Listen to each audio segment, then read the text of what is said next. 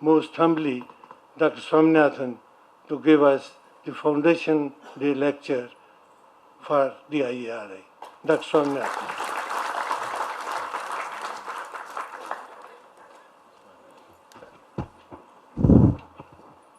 Can you hear me at the end? Can you hear? All right.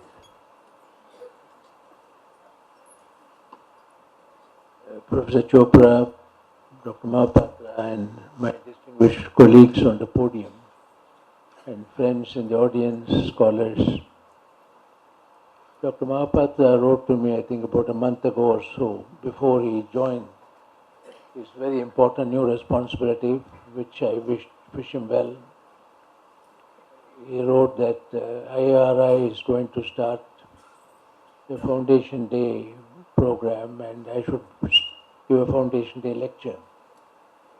I immediately accepted because probably in the audience I've been associated with this institute probably for a longer time, from 1947 onwards. There may be others here who are longer.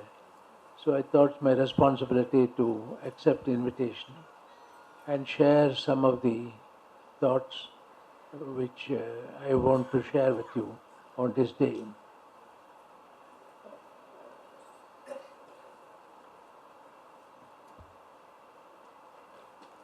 The institutes, I think already mention has been made by Madam Director and others about the institute's history, founded by the philanthropist. But what I want to tell you is, in those days, 30,000 pounds sterling, which is now about 3 million rupees, could create an institution. And that was comfortable. Also, Mr. Whipps gave another donation to Lord Curzon, which led to the National Institute of Nutrition. Dr. Ackroyd was the first director. It was in Kunur. That was shifted to Hyderabad. In other words, Whipps is associated with two very important scientific initiatives in our country, one on food production, the other on food consumption, ability to consume. We found, inaugurated by Lord Curzon and Bernard Coventry, some of these points have already been made, so I won't again repeat it to you. The early 1900s, was the rediscovery of Mendel's laws of inheritance. So when Pusa Institute was started at Pusa, Darbhanga, Bihar, one of the great emphasis was on the application of the principles of genetics to crop improvement. And Gabriel Howard's wife, was the leader, and Albert Howard became one of the very famous organic farmers. In fact, he was chairman, director of the Institute of Plant Industry at Indore, and many of you know about his methods of organic agriculture. In fact, even IARI started a large program on biogas plants at the inspiration of Sir Albert Howard. Gabriel Howard, one of our main products, became very popular internationally. That is NP4. Those of you who are younger here, before 1947, all the varieties were called IP, Imperial Pusa. In 1947 onwards, we had to just change the word I into N, New Pusa. The Pusa varieties. One of the earliest was NP4, which you see here. And thanks to Dr. Prabhu, I got this particular slide. Its main quality was also the baking quality. It was not only, we grow chapatis for making chapatis for wheat, but outside it is mainly mechanized bread wheat, and NP4 was, Canadians particularly, liked its quality very much. It became a very popular variety over a period of time.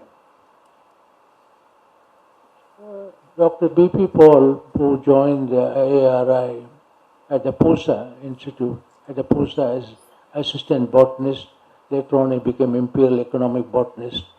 He started wheat breeding. He came from Professor Engeldow in Cambridge after training. His whole emphasis was on the wheat rust, the stem rust, the stripe rust, and the leaf rust, because these were the important threats to the threats to wheat production. So, in collaboration with the eminent plant pathologists, he started the work on breeding, and one of the outstanding varieties which combined resistance to all the three rusts was NP809. In this picture, you see you can't see the late Dr. M.B. Rao, to whom I want to pay tribute today. Dr. Rao was assistant to Dr. Paul, was one of the very hard-working scientists. Later on, his whole career is known to you, and we miss him. The many other scientists, particularly Dr. Paul, brought together the plant pathologists, the agronomists, the soil scientists, because we all say when we breeder can breed a variety for high yield potential, but only when the potential is released or not. Breeding for high yield and feeding for high yield should go together. Feeding for high yield comes from agronomists, how to feed the plant for high yield, because the high yield comes from the nutrition given to the plant itself. So we had in IARI one of the very good examples of interdisciplinary collaboration among various divisions, and that was one of the reasons why IARI was successful. The number of varieties which have been continuously wheat breeding has been one of the most important activities of this institution. One of the great achievements also, mention was already made, but HT 2967, which now occupies most of the area and irrigated in wheat production. Our scientists, wheat scientists, all scientists here have been continuously improving. Some of the latest findings were mentioned in that one which you saw. Now, from the time during the tenure of IARI, one of the sad parts of Indian history was the Great Bengal Famine. The Great Bengal Famine of 1942-43, where several million children, women and men died out of hunger. But from that time onwards, to the time when 2 years ago, the Parliament of India passed a bill, Food Security Bill. The right to food with homegrown food from ship to mouth was mentioned earlier. It's a very great transition. People don't realize it's a remarkable transition. And our act, our Food Security Act, is probably the only one in the world which gives the right to food as a legal right to food, access to food. It has a number of other features. It enlarges the food basket, not only wheat and rice, but also sorghum, millets, bajra, the various kinds of millets, many times called orphan crops. I call them nutri-millets. They were called coarse grains before, but I call them nutri-millets, climate smart. So from the time onwards, you find you have an enlargement of the food basket. And the other important feature of this bill, it's a whole life cycle approach to nutrition. The first 1,000 days of a child's life is particularly very critical, when the brain development takes place. So malnutrition at that stage has long-term implications for the country's intellectual capacity. And that is why the Act has taken the view it should be a whole life cycle approach, and the woman in the household, the senior most woman, will be in charge of the entitlement. Again, another recognition of the critical role of women in household food security. So it is a rather interesting, those of you who have not read the Act should read it. It's a very important one. So from Bengal famine to right to food with homegrown food is a very great transition. Now, the IARI, we said, was born in 1905, and thanks to the donation from Henry Phipps and so on.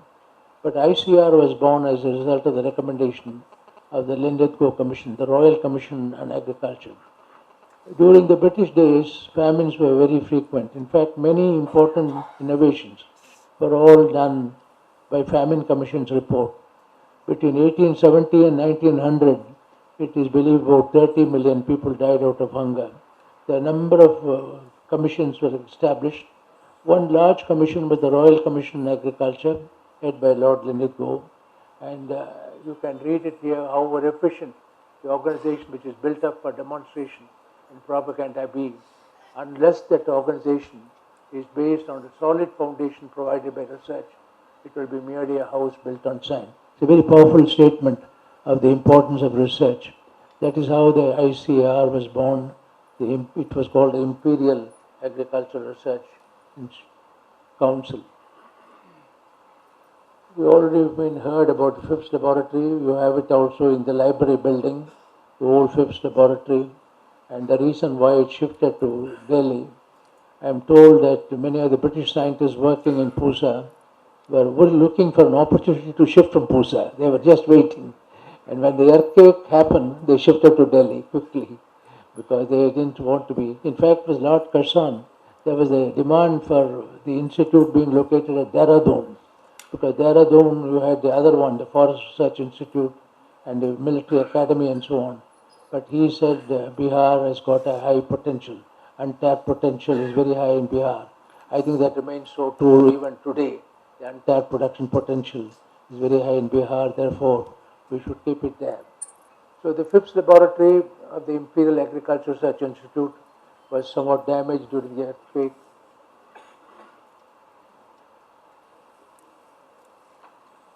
Sir Robert Howard, I mentioned earlier, was the indoor. In fact, Dr. Vandana Shiva, a great environmentalist, always organizes every year an Albert Howard lecture.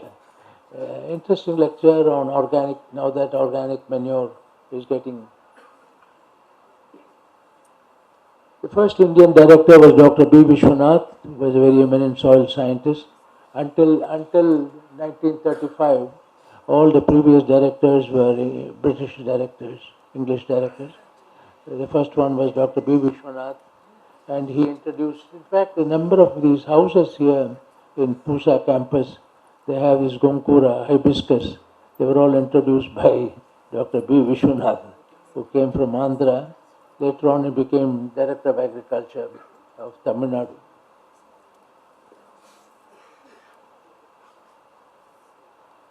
Well, in those days, I put it on here, this particular book on Paul and William Paddock, as well as the other one by Ehrlich. Sorry.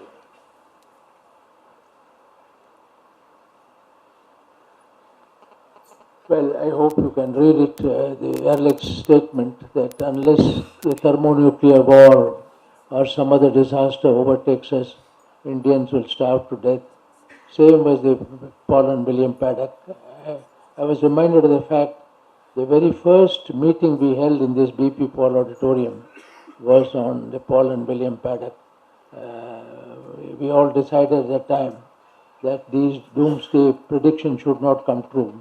In fact, the late Dr. Pradhan made a very moving statement at this very hall. The very first meeting was on how to ensure that the doomsday experts are proved false. They are proved wrong. And one was Ehrlich. The United States should announce that it will no longer ship food to countries such as India, where dispassionate analysis indicates that imbalance between food and population is hopeless. But as I said, from that time onwards, to right to food, no other country has the right to food. Well, a whole series of steps were taken by Government of India because Jawaharlal Nehru in this very institute made that famous statement, everything else can wait but not agriculture. It was one of his meetings here where he told all the scientists that all others can wait but not agriculture. But you find when, as a result of the concern to avoid another Bengal famine in the country and ensure that enough food is available, a whole series of steps were taken. One of the very important one is the IADP, the Intensive Agriculture District Program. It was intended to maximize the benefits of water, irrigation water and fertilizer.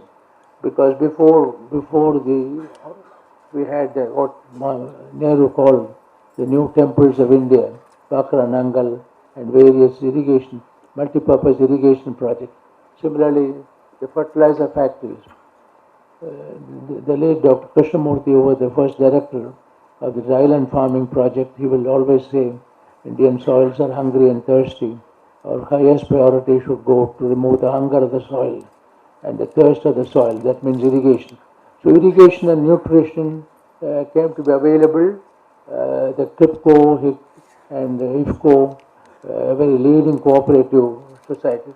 But then, unless you had a method by which you can get benefit from them, that is how the high yielding varieties program came. When the IADP found the IADP could not succeed in achieving its result, largely because the variety which can use more of water and more of nutrients was not available. That is what was made good by introducing the semi-dwarf varieties of wheat from Mexico, from Japan. The semi-dwarf varieties of wheat were first identified in Japan by Gonzalo Inazuka, Norin varieties. Similarly, the Chinese identified the D. Jiwuzhen, the short varieties of rice.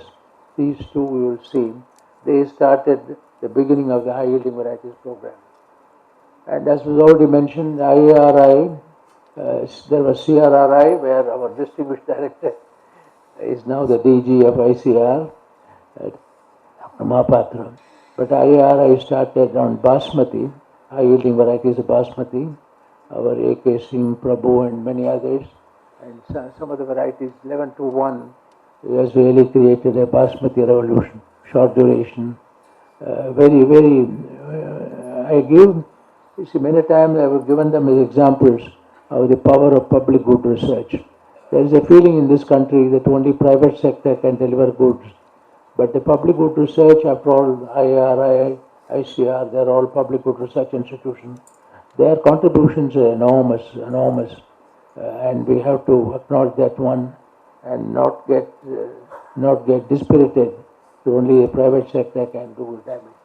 This is a very good variety, and as a result of the dwarf basmati, the amount of income which has increased among farmers.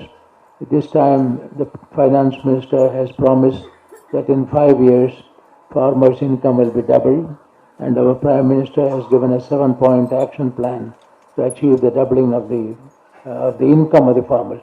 Because in the Farmers Commission, we said, of which Dr. R.B. Singh was a distinguished member, we have said hereafter agricultural progress should be measured by the progress in the income of the farmer, not so much production alone. Production figures are important, but ultimately, just as pay commission for salaried people, you require more income for the farmer. Otherwise, the younger generation will not come. Well, science progresses fast. If you see wheat itself, early days of Mendelian genetics, then the whole question of enlarging the base of theory, then the green revolution, and now the gene revolution. Continuous progress in science is very important. Our immediate goal is about 100 million tons of wheat, but that has to be produced from not extensive land. There is no further expansion. Horizontal expansion is not possible. It's a vertical growth in productivity which has to come. And that is why we have to produce at least 5 tons average wheat in about 20 million hectares. Mention already been made about Dr. Norman Borlaug. Another wonderful person provided by the Rockefeller Foundation was Dr. Glenn Anderson of Canada. Dr. Jain is there, but many others. I would particularly mention Dr. V.S. Mathur, a remarkable wheat breeder, remarkable. Many varieties went to him. And in the case of, as I said earlier, you can't produce varieties alone. You will have to have resistance. People like L.M. Joshi, Dr. Prasada, very many, large number of scientists from various, and also Dr. Gautam and the agronomists, all of them played a very important role in dwarf wheat breeding. One of the important contributions of Dr. Paul was his insistence that we must genetically checkmate the rust. So even before more fertilizer was applied, we know when we apply more fertilizer, there are greater prospects of diseases breaking down. More virulent pests and diseases may come. That is why the checkmating, the genetic checkmating of new races is important. Dr. Nagarajan, for example, showed how the wheat rust, stem rust moves from the south to the north. There are a lot of data were available with our scientists. With the result, it was possible to ensure. When the new varieties came, some people had doubt from Dr. Borlaug and also then our own selections like Sonalika, Kalyan Sona. There were selections from the material which came from Mexico. Many people felt that they may succumb to diseases, but fortunately, everyone, even UG 99, there was a fear that it must come and trouble us. Innovations in 1960s, there was this national demonstration. Mention was made about the use of new extension methodologies, seed villages. I was pleasantly surprised the other day. Dr. Prabhu showed me an article on Jonti seed village. After many years, somebody has written an article how in 1960s IARI started a seed village and how it has transformed that whole Jonti village. I was happy to see. So high yielding varieties program, minimum support price, public procurement, public distribution. Ultimately for the farmer, assured and remunerative marketing is the key. Without assured and remunerative marketing, whatever you may do. The other thing which IARI did was to bring about a symphony approach between the farmers, the policy makers, the scientists, and the media, for example, played a very important role. Unlike the earlier days when the media was skeptical, during the 60s, the media provided great support by encouraging scientists, visiting their fields, writing about it, and so on. And as was already mentioned by Dr. Mahapatra, you require more of infrastructure. In my time as director, we had Gamma Garden, which was found later on not necessary, the Nuclear Research Laboratory, the Water Technology Center, of which you are very distinguished director, and so on. The Pulses Laboratory, many of these were built at that time in order to strengthen the infrastructure of scientists.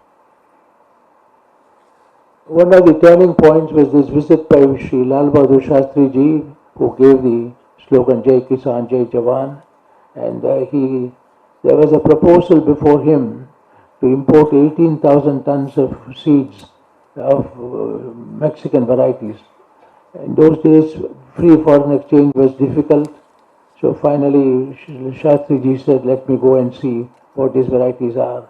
That's how he came, and he immediately approved the import of 18,000 tons of variety. The other two were very supportive was Indira Gandhi. I have always said you have to have synergy between technology and public policy. Public policy is important. Technology can can show how to increase the yield, but only public policy can decide whether that prediction comes true or not, whether that potential is revealed or not.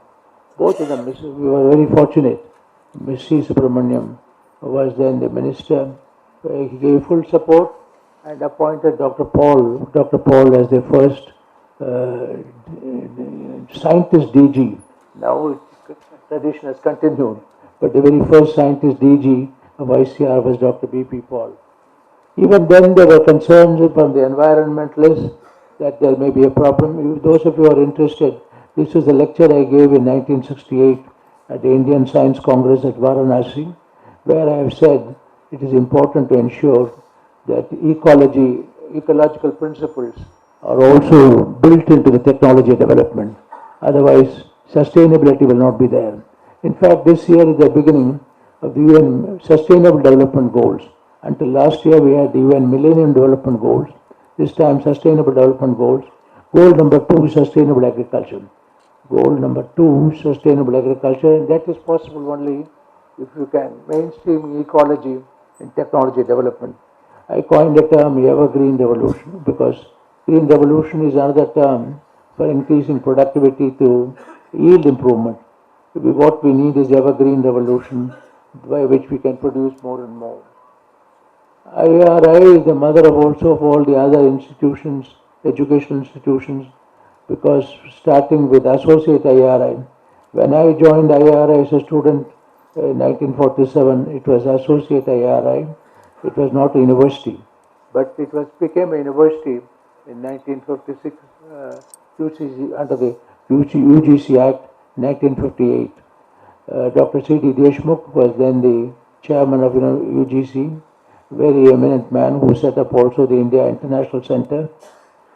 C.D. Deshmukh said the first two institutions which were given this recognition of university was IARI and the Indian Institute of Science. This should be the benchmark. He said any new deemed university should be compared with them. Now, of course, they have proliferated so much, but he gave as a benchmark the Indian Agricultural Research Institute and the Indian Institute of Science. Well, already I think a mention was made in that small film which was shown that we have a problem in spite of all the South Asian enigma. There is an enormous amount of hunger, child malnutrition, low birth weight babies. Low birth weight comes from maternal malnutrition, with the result the baby's full mental development. So today we want to ensure that nutrition security is combined with food security, food and nutrition security. Food security normally means calories, adequate calories, but that's important. Calorie deprivation leads to anemia.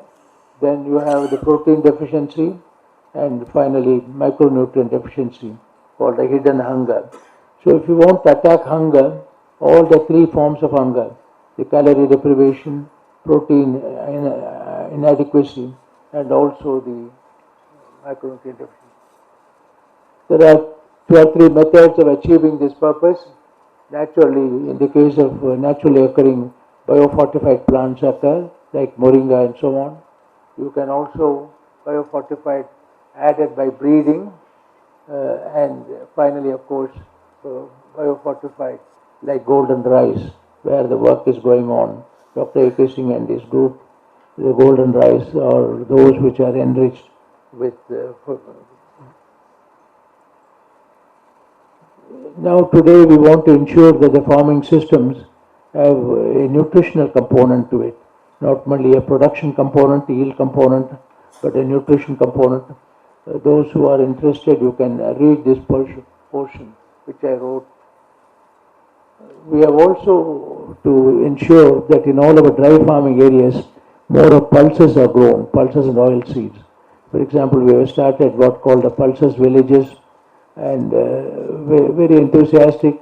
The whole village grows pulses, and pulses fortunately fetch a good price also. That is the second order. The first is calorie deprivation, second is protein deficiency, and the third is the various kinds of medicinal plants of economic value, fruits, and a whole series of nutrient-rich. Many of these people from tribal areas, they have a good knowledge of nutrition. Particularly the women, their knowledge is very good, and it is important to combine traditional wisdom with modern science if you want to improve. This lady was given the Nobel Prize largely because she had developed from artemisia from herbal origin, and it's called the curative biodiversity, the anti-malarial drug, which has been developed by her. The last year's Nobel Prize, one of them went to it. For the first time, for somebody who is working with plants, medicinal plants, the Nobel Prize went. There is also the Protection of Plant Varieties and Farmers' Rights Act. This is the only country, India is the only country where we have a combination in the legislation, both plant variety protection and farmers' rights. Many of the Western countries have Plant Variety Protection Act, but not Farmers' Rights Act. In fact, as a result of this combination, even until today, UPOW has not recognized our act. UPOW has its own rules and regulations.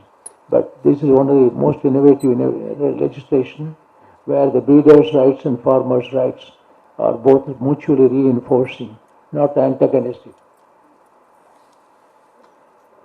there is also the question of improving the quality of, for example, this particular variety of pioneer hybrid of bajra has a very important 10% higher yield, but more important is its high quality. There are problems with many of these genetically modified crops. There is still a lot of concern, even in our country. We still have not sorted out this problem. We have to have a legislation which assures people that genetically modified foods are quite safe, as they have in the US and so on. Dr. Ayyappan was trying his best to get something done, but this is an area where we have to still work. Biosafety issues are important. There was a Vasudeva Acharya Committee of Parliament. They had suggested the model adopted in Norway, Norwegian model for legislation. There are a number of legislative models which are available, but the sooner we have a proper legislation for taking advantage of genetic modification, the better it will be. There are also no known methods which are not genetically modified. For example, this whole area of marker assisted breeding. Marker assisted breeding is one method. The other is more recently you have the whole what is called the clustered regularly intersped short repeats. This is a very important breakthrough here, and more and more work is being done in this area, although there are, as people here know, a number of problems are there. The unfinished challenge, we have enormous malnutrition still in the country. 39% of children under 5 are stunted. You know these figures, so we can't relax. We can't relax because we have got more production and so on. But the fact remains, malnutrition figures are still very high, particularly child malnutrition and pregnant woman malnutrition, mothers and child. No time to relax. No time to relax in the sense that we have done a great deal of job, particularly this institute and the scientists here have made a very large contribution. But nevertheless, avoiding food losses and food waste, climate change. Climate change is an area where still there are a lot of unknown, but we'll have to be always anticipative research to prepare for different kinds of climate change, shrinking per capita land, expanding biotic and abiotic stresses, high market volatility, and resistance of youth to take to agriculture. Agriculture is no longer attractive among young people. How are you going to make it attractive? It's only by combining modern technology with economics. Economics and technology have come together. Well, it is my final one. This is already you know the clock tower of this Indira Gandhi issued a special stamp called the Wheat Revolution. The idea was the revolution was born as a result of a synthesis between science, technology, and public policy. And therefore, you will find in this particular stamp the IARI library. Library is, of course, the custodian of all knowledge, and therefore it was shown as a method. So, ladies and gentlemen, we can be proud of this stamp, those who are in IARI, but we have to have more stamps and more methods because there is always a problem. Our population is growing. Our figures of malnutrition in India are still high, very high. I showed you some figures earlier. We have to ensure that every child born in this country is able to have a productive and healthy life. That means nutrition is very important. Nutrition, education, both are important. Education is very important. I'm happy that in the present budget, the finance minister has said we'll have a doubling of the income of the farmers. Income is important for them to buy other goods and so on. What we scientists on this day, when we look back to 1905, April 1, when the institute was born, From that time onwards, we have made enormous progress in agriculture in our country, but we still have not overcome the problem of hunger